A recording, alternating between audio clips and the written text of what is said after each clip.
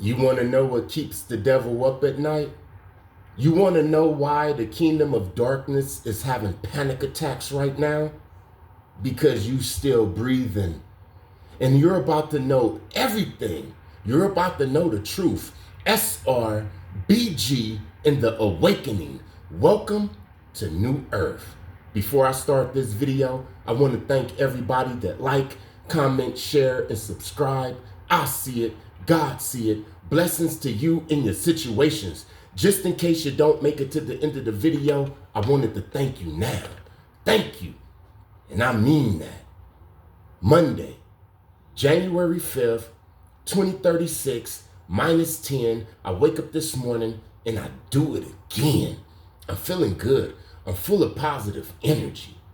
You see, it wasn't always like that. And I say that on every video to remind you that this is New Earth. The tables have turned. We are the ones with all of the energy. And if you one of the chosen, if you vibing high, then you're about to know everything. All you have to do is just ask. Before I start this video, I want to read a comment and talk about a few things. And then we'll get into the video. This comment comes from Michael Blanks 4934. I worked for one of the biggest cable TV companies for many years, installing cable from telephone poles to house. I was an installer / technician that fixed picture problems. I served a 9-city area. I have met thousands of people. I saw black people that looked and sounded like white people I knew. And I had the same voice, and they had the same voice. Latinos that looked and sounded like white and black people I knew. They all had the same personality also. It started to freak me out. I believe I wasn't supposed to notice this phenomenon. I have been noticing this for decades since. Probably more than one person that looks and acts like you. Well, I know there is. Michael Blanks. Like I said in the other video, if you've traveled to different cities, especially if you traveled outside the country, you would know that each city, each country is a different dimension. It's a different world. Have you ever been to New Orleans? That's a totally different world than Albuquerque, New Mexico. Albuquerque, New Mexico got green chili. It's like a whole different culture. It's hot air balloons. You hear what I'm saying? They got Zozo broth festivals. The food tastes different. The energy is different. If you was ever a truck driver or in a military or just traveled to different places, you would know that as soon as you hit that different state, it feels different. I've traveled to Atlanta, Georgia on a Greyhound bus. I traveled the 10 on a Greyhound from LA to Atlanta, Georgia. And I passed all of the cities: Phoenix, New Mexico, Texas, Mississippi, Louisiana, Alabama, hit Georgia. In every city I went through, especially the South, it was so damn depressing in the South. I just wanted to cry. I just wanted to cry all through Mississippi. We got to the Jackson, Mississippi station. We went to this little store like about a half a mile away from the station. And it was just so depressing. The people was cool, Southern hospitality, it was all good, but just the energy. So going back to the comment, when you go to these different cities, these different states, these different countries, you're going to see that a lot of people are recycled. You might have a buddy named Michael, and Michael loves breakdancing. He lives up in Compton, California, and he raised pet bulls. Then you will go to Phoenix and see the same type of guy. Then you will go to New Mexico and see the same type of guy. It never ends. Me and my woman, we noticed this over 10 years ago. So every time we go to a new city and we see a certain type of person, we'll give him the name of the original person they remind us of. So say that this white guy reminds us of this guy named James that lives in Colorado. Then we would call this white guy James. We'll say, hey, look, there go James. Because he is James, just in another dimension. I hope you understand what I'm talking about. This is deep. Like I said, from here on out, we're about to get all of the information. Now, the benefit of this is, if you know how James is in Colorado, then you know how this guy that we call James in Alabama would act, because they act the same. They sound the same. You understand what I'm saying? There can be a gangbanger and he love his gang and he have tattoos and he went to the pen and he do push-ups and he's really into criminal activities and stuff.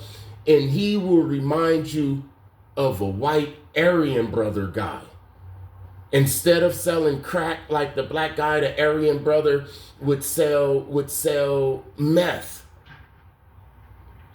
Listen, there's Mexicans that look like Tupac. There's a certain type of essay. He got the bald head. He got the bandana tied like Tupac. He got the earring in his nose. He about the same height, the same size, the same body.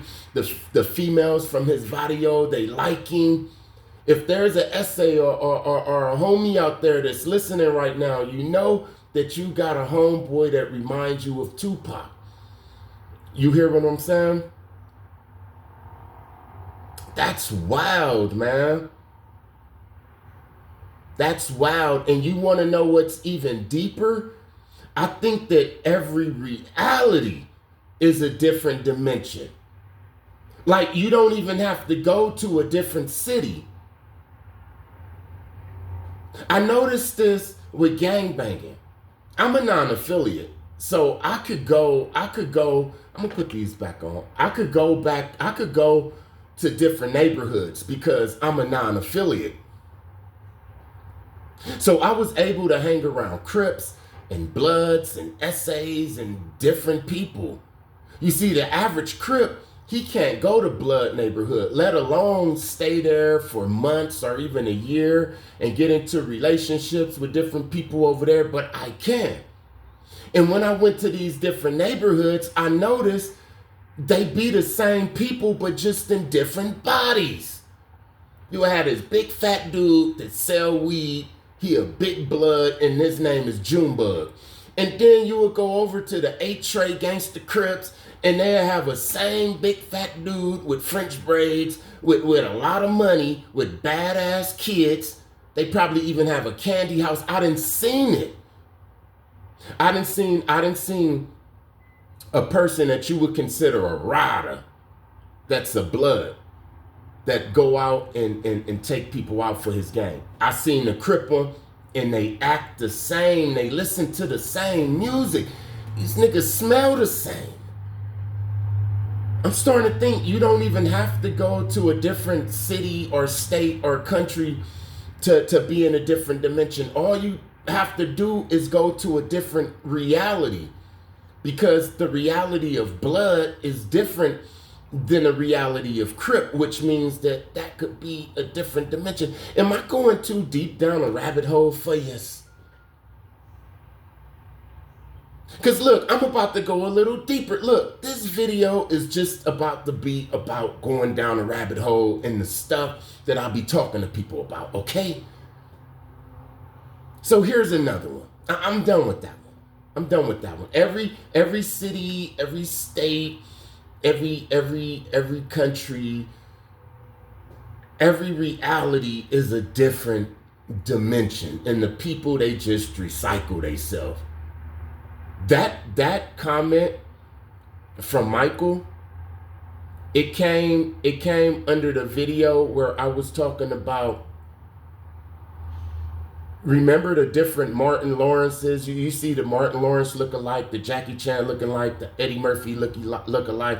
They live in Brazil and different places around the world. Yes, they are the Eddie Murphy of that reality. That Jackie Chan that looks just like Jackie Chan, he is the Jackie Chan of that reality. Now all of the multiverse is starting to come together, so we're starting to see all of this. This is wild, man. Races within the races. I'm talking to one of my buddies the other day, and we're talking about the different races. And I said, yeah, I think that we're all going to get split up, like the let's say African Americans going to all be with the African Americans, all of the whites going to be with all of the whites, all of the people from Nigeria going to be with them, because right now we're all mixed up, right? And I was telling him that all of us are going to get separated, and he said no, it's deeper than that. There's races within the races. And I said, explain that, man. He said, okay, so you saying, he's telling me that I'm saying that all black people right here is one race and we over here, and then all white people over there is one race, and then all Chinese people is one race, and so on and so forth, right? And I said, yeah, that's how it is. And he said, no, it's deeper than that. He said, let's take little people who we used to call midgets. Let's take little people. You notice how the majority of little people have the same features? And I said, yeah, I noticed that. You know, some of them look different here and there, like we all do, but the overall little person have the same head, the same fingers, the same body, and different things like that. And he said, you also notice how it's taller ones and it's shorter ones, like all of that. And I said, yeah, I noticed. He said, that's a whole race. And I'm like, what? He said, yes. There's white midgets or little people. There's white little people, Chinese little people, Indian little people, Mexican little people, African American little people. And don't they all have the same type of features? And I said, yeah, they do. He said, because there's a simulation, there's a world, there's a time where little people got their own world. And I'm like, wow. He said, yeah, let's take Down syndrome people. I already knew where he was getting at, because I even said that Down syndrome people got, a lot of them have the same characteristics. And you can Google it. A lot of Down syndrome people look the same, no matter if they black, white, Mexican, Chinese. You can get a Chinese Down syndrome person and you know that he Down syndrome without even asking. You can get a black person that's Down syndrome and they got the same features. And I'm like, you telling me that there's a timeline, that there's a world where Down syndrome people is the dominant, like, and he like, yeah. He said, yeah, because there's different levels of Down syndrome. There's Down syndrome that's really Down syndrome. You know what I'm saying? They need a caretaker and all of that. And then it's higher levels to where there's Down syndrome people who can play sports. There's Down syndrome people who can go work a job and they're smart. You hear what I'm saying? I said, explain a little more why. He said, first of all, they're looking for a certain gene up in a woman with the amniotesis. I know that I'm saying that word wrong. Amniotesis. It's a test that they do. And this test, it looks for Down syndrome. They used to put a long needle inside the woman's stomach and get some of the fluid. Look at the ET with the afro. They used to stick a long needle inside the woman's stomach and get the fluid to test for Down syndrome. And I said, why was they testing for Down syndrome? And he said, because the women hold all of the timelines inside of her womb. And I said, what? He said, yeah, the little people, that's a whole timeline that the woman hold in her womb. There was a time that the dinosaurs was on the earth. Serpent seeds, that's inside the woman's womb. Down syndrome people, that's a race. See, he was telling me how there's races within the races. A melanated little person isn't the same race as me. We just got the same skin. A melanated little person has more in common with a melanated white person than he have with me, even if that melanated little person has an afro and come from my same neighborhood. And when he's explaining it, he went a little deeper. He explained it, and I'm like, that makes so much damn sense. This is why there's people in your race that you just won't get along with. And then there's some people in other races that you just click with. You like, damn, you Mexican, but you like my brother. You hear what I'm saying? That's because y'all are brothers. Now check this out. He also said there's royalty in every race. There's royalty in every race. So what's going to happen is all of the black people ain't going to get together and all of the white people ain't going to get together and start their own tribes and stuff. All of the little people are going to get together because that's how it was before. That's why we got the stories of the gnomes and the elves, and those was just little people who was in tune with the earth, so their powers was real potent. Those was the same little people that you see running around. The giants, Shaquille O'Neal, he might have my same melanin. He might could grow an afro if he could grow hair, but he has more in common with Yao Ming, the Chinese, than he do me. They is of the same race within the race. I know this is deep, but we about to know everything. We're about to learn everything. There's going to be like all of the tall people going to go with all of the tall people. Then it's going to be white tall people, black tall people, Mexican tall people. But it's just going to be like a land of tall people. You hear what I'm saying? And one more before I go. Because I said I'm going to bounce all over the place and I'm going to go deep. One more thing. I'm really studying this gate program that they had us in the mid 70s, the 80s, and I think to the mid 90s. The gate program. I've been meditating on it. It just popped up. I forgot about it. It just popped up. And another thing that's been on heavy was Stranger Things. While I'm thinking about the gate program, I'm watching Stranger Things and it's connecting. And I'm like, wow, 11 was in the gate program, but this is how Stranger Things is describing and explaining the gate program. The same program that all of the gifted ones was in. And somebody wrote in the comments section, the gate program wasn't for the smart kids, it was for the kids that daydreamed. And I believe that. I was a daydreamer. I'm still a big daydreamer. You hear what I'm saying? That's the first steps to manifesting. So it was for the daydreamers. I believe that. I think that came from Misunderstood. But I'm watching Stranger Things, and now it's all making sense.